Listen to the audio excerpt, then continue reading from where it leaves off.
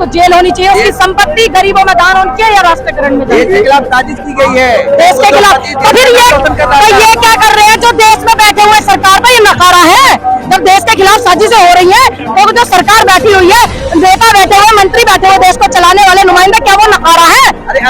आप कह रहे हो कि आप मजबूत हाथों में देश है और एक तरफ आप मुझसे कह रहे हो कि देश के खिलाफ साजिश हो रही। भैया क्यों हो रही साजिश? तो बैठे हुए क्या कर रहे हैं? अडानी भारत का उद्योगपति था। अडानी भारत का उद्योगपति था, लेकिन भारत का कर्जबंद भी है वो। ये क्यों नहीं बताते आप? सरकारी बैंकों से कितना पैसा लिया हुआ हमारे बैंकों से, ये नहीं दिखता आपको? और आप उसको अमीर बताते हो, शर्म नहीं आती? सीधी बात है भाई, एक रूट मैप तैयार होता है कि हाँ ये रास्ता ऐसे से ऐसे जाएगा, सीधी बात है। आप पढ़ी लिखी है, समझदार है। अमृत उद्यान दिया, इसके बारे में क्या कहेंगे? देखिए मैं बस यही कहूंगी, जो देश हित में है वो काम करने चाहिए, जो जनता के हित में है वो काम। का नाम मैंने आपको बताया, देखिए अगर मेरे नहीं, मुझे तो नहीं लगता, मुझे तो लगता है सरकारी अस्पताल है, ये देश हित में है, शिक्षा है, स्वास्थ्य सुविधाएं हैं, बेरोजगारी इतनी फैल रही, महंगाई, ये देश हित के मुद्दे हैं। और मैं आप लोगों से भी 1 मिनट पहले निवेदन कर रही थी कि आप इनकी उस पर मत चलिए ट्रेंडिंग पे, अपने व्यूज बढ़ाने के लिए और यूट्यूब से पैसा लेने के लिए। आप जनता के असल मुद्दे उठाने वाले लोग हैं, अगर आप ही भटक जाएंगे तो देश कैसे चलेगा? ठीक है, अडानी चला रहे ना। अडानी घर सु दे रहा कुछ, अडानी घर सु दे रहा कुछ, पता है कि नहीं? अडानी घर सु दे रहा है कुछ? मैं पूछ रही हूँ आपसे, अडानी के बारे में किस तरह झूठी खबरें फैलाई मैं ये पूछ रही हूँ, अडानी घर सु दे रहा है क्या कुछ?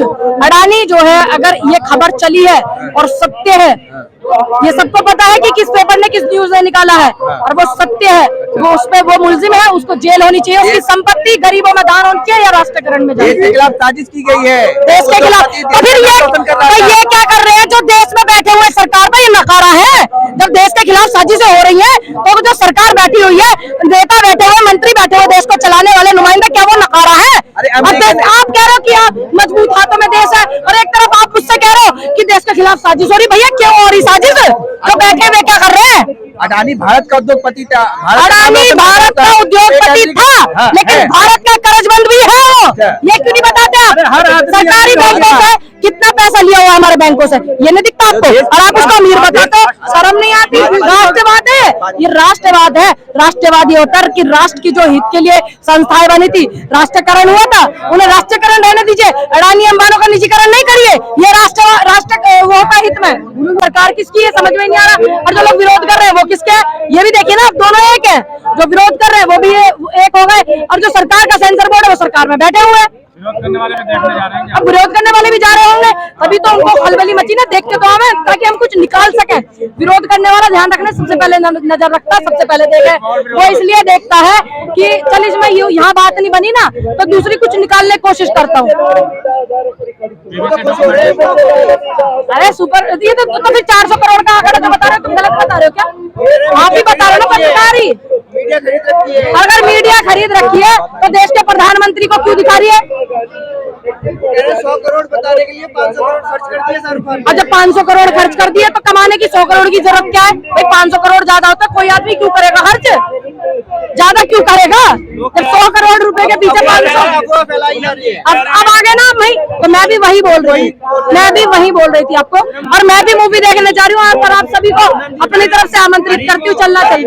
मदद कीजिए, फिल्म में क्यों पैसा वेस्ट कर रहे हैं? लोग ये कह रहे हैं। जो ज्ञान दे रहे हैं उन्होंने कितने गरीबों की मदद की है, और मूवी देखने वो जा रहा है जो कैपेबल है, वही तो जा रहा है मूवी देखने। अब ऐसा तो नहीं है कोई बिल्कुल गरीब मजदूर जा रहा हो मूवी देखने, वो जा रहा है जिसकी जेब वाला उतर रही है। देखिए हम गांधी के देश में रहते हैं, हम गांधी को भी देखेंगे। और जो व्यक्ति 28 साल का जवान जिस पे एक अंग्रेज को गोली नहीं लगी, और उसने 85 साल के बुजुर्ग महात्मा गांधी राष्ट्रपिता को गोली मारी, हम उसको भी देखेंगे। उसकी औकात क्या है हम ये देखेंगे।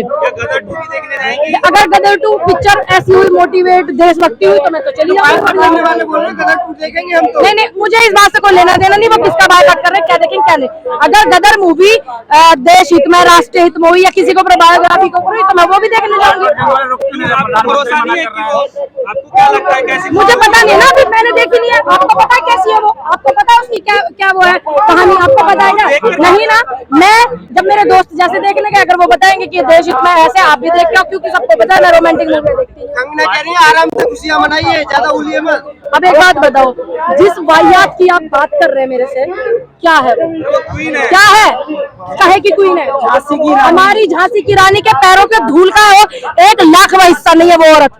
तो वो कहती है 2014 के बाद आजादी आई। अरे इसका मतलब क्या ये कंगना 2014 से पहले पैदा नहीं हुई थी क्या? या अपने अंग का अंग प्रदर्शन नहीं कर पा रही थी? कर रही थी ना, सारी चीजें की ना उसने, घर से भाग करके पिक्चरें बनाई ना उसने।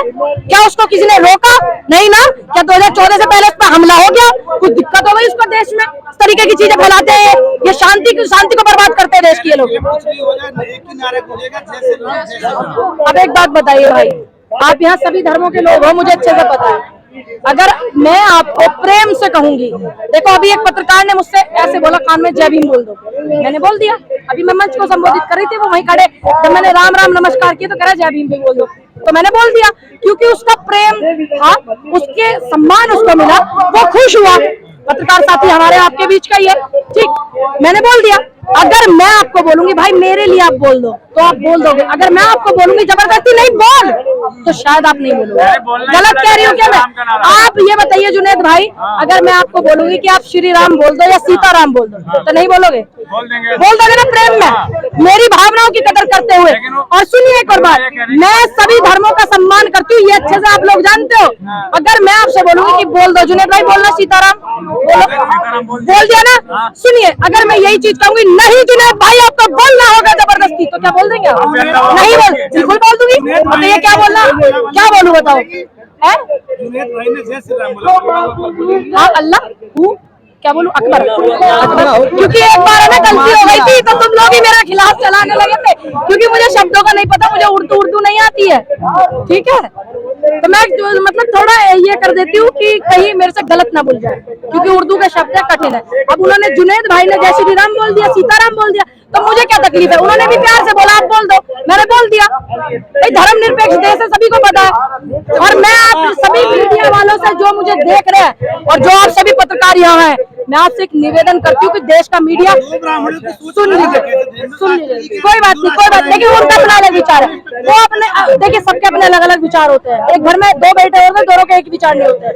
दूसरी बात, मैं आपसे एक निवेदन करती हूँ कि हिंदू मुस्लिम करने के लिए देश का मिनिस्ट्री मीडिया बहुत अच्छे से बैठा हुआ है, कितने सालों से आप अच्छे से जानते हो। इस लड़ाई में जो है ये जनता के मुद्दों को दबा रहे हैं। पठान का बायकॉट करना सिर्फ एक महज बायकॉट नहीं था, वो सिर्फ ये था कि जनता के आम जो मुद्दे हैं, महंगाई और जो रेलवे को खा गए हैं पीछे के रास्ते से, जनता को उसके मूल अधिकारों से वंचित करना, पठान का पूरे देश में बवाल करना, ये दोनों एक चीज है।